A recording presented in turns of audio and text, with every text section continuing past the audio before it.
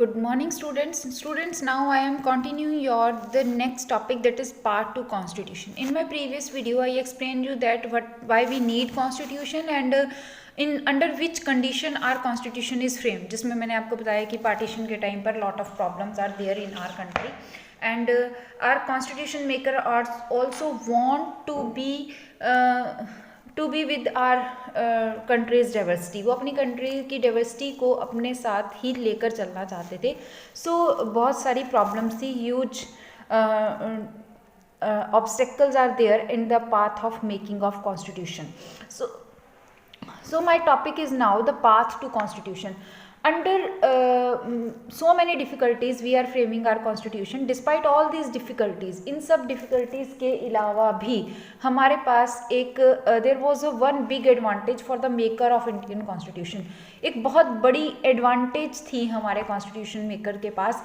That was they didn't have to create a consensus about what a democratic India should look like. उनके पास अभी ऐसा कुछ नहीं था कि हमारा डेमोक्रेटिक जो इंडिया है वो कैसा दिखना चाहिए. ठीक है. Much of this consensus had involve during the freedom struggle. Path towards the constitution can be understood with the help of following points. देखो, अब हमारे कॉन्स्टिट्यूशन मेकर्स को एक पाथ डिसाइड करना था जिसके तरह का हमारा कॉन्स्टिट्यूशन दिखे. ठीक है. उन्हें ये देखना था कि how are country look likes after independence और after making the constitution. Okay. So the very first point that in 1928 Motilal Nehru and 8 other Congress leaders drafted a constitution for India. तो फर्स्टली जो एक outlining जो हमारे constitution की गई that was by Motilal Nehru under the other 8 leaders. Okay. Congress leaders के साथ 1928 में जो फर्स्ट आउटलाइनिंग जो की थी हमारे कॉन्स्टिट्यूशन की. Then in 1931 the resolution at Karachi session of Indian National Congress dwelt on how Indian constitution should look like. Then they decide that what should be the frame of our constitution, कैसा होना चाहिए हमारा constitution. It is decided at the Karachi session of Indian National Congress. In which year? That the year is 1931. Now next, both these means जो अब मैंने अभी mention किए हैं, both these documents are committed to the inclusion of universal adult franchise. इन दोनों ही documents में जो कि मोतीलाल नेहरू ने डिसाइड किया और जो 1931 में कराची सेक्शन द्वारा डिसाइड किया गया, इन दोनों ही डॉक्यूमेंट्स में यूनिवर्सल एडल्ट फ्रेंचाइज को एक इम्पॉर्टेंस दी गई. Means our constitution makers want that there should be universal adult franchise. What is universal adult franchise? In which all people have the right to vote.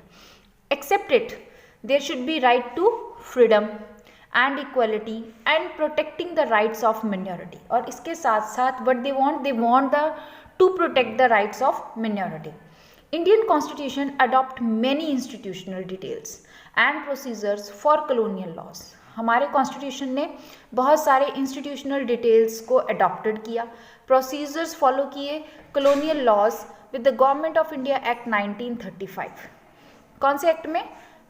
Government of India act 1935 में बहुत ये सब points जो हैं वो measure किए गए, discuss किए गए और अडॉप्ट किए गए. ठीक है. कौन कौन से पॉइंट्स की? यूनिवर्सल एडल्ट फ्रेंचाइज आएगा, राइट टू इक्वलिटी आएगा, बहुत सारे institutional details, procedure, colonial laws से जो उन्होंने लिए थे, अडॉप्ट किए थे, उनको सबको अडेप्ट किया गया. एक्ट ऑफ 1935 में जो भी रूल्स लिए गए थे उन सबको.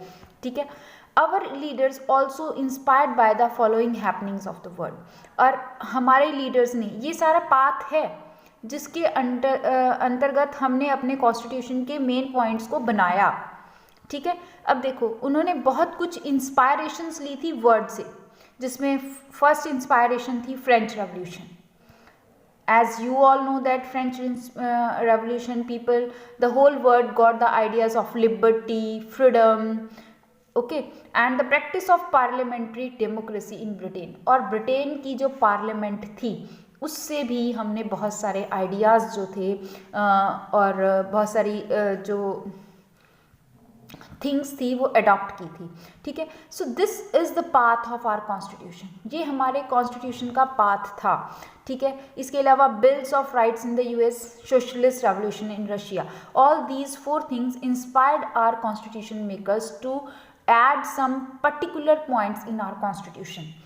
तो ये क्या है, ये हमारे कॉन्स्टिट्यूशन का पाथ है। ये जो 4-5 लाइन्स, ये जो मैंने आपको 5 पॉइंट्स डिस्कस किए हैं, ये बता रहे हैं कि हमारे कॉन्स्टिट्यूशन का डिज़ाइन कैसे किया गया, किस तरह से, किन बेसिस को लेकर हमारे कॉन्स्टिट्यूशन को डिज़ाइन किया गया।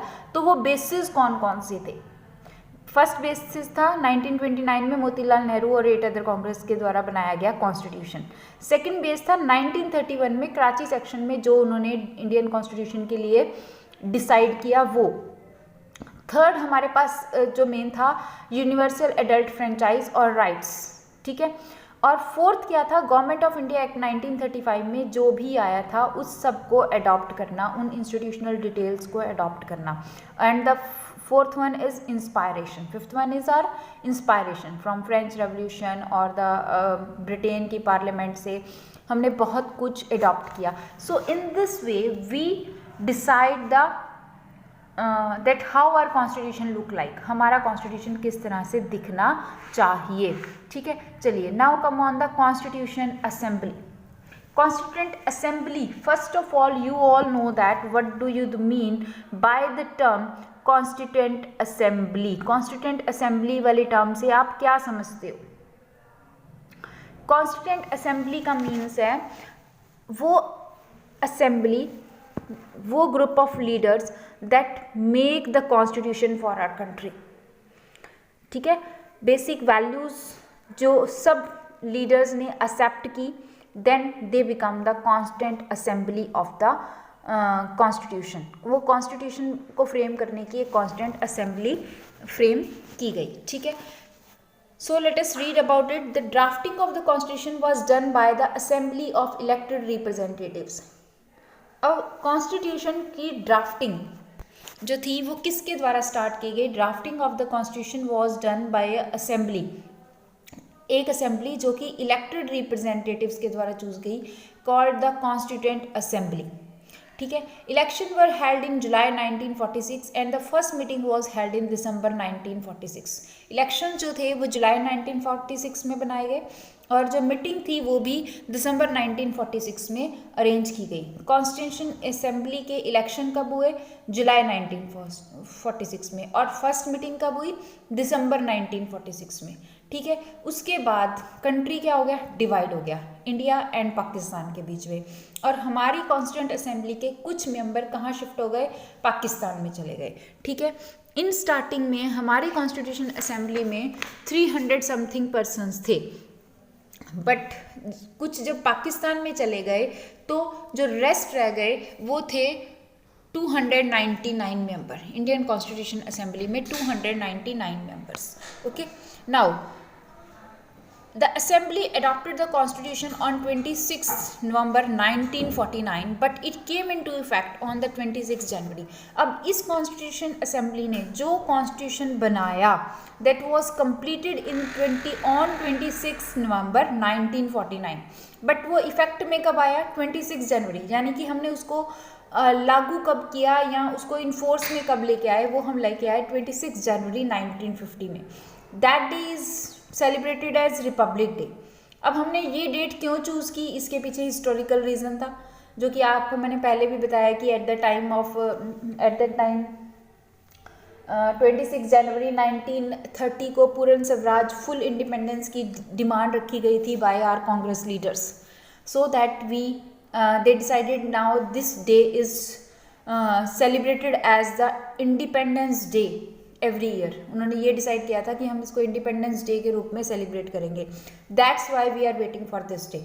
इसलिए हमने इस डे को वेट किया कि हम इसी दिन अपना कॉन्स्टिट्यूशन जो है केम इन फोर्स करेंगे, ठीक है। So this is about your constitution assembly. अब ये हमारी कॉन्स्टिट्यूशन असेंबली थी। इसके बाद है हमारे पास हमारे कॉन्स्टिट्यूशन असेंबली के major members. You have to be read about it, आप इनके बारे में पढ़ सकते हैं। नेक्स्ट टॉपिक जो हमारे पास रहेगा वो होगा कि हमारे इंडियन कॉन्स्टिट्यूशन की वैल्यूज़ कौन सी हैं, गाइडिंग वैल्यूज़ क्या है, फिलॉसफी क्या है, philosophy of our constitution. But today I am not discussing this. This will be discussed in the next video. Okay, till then, goodbye. Thank you.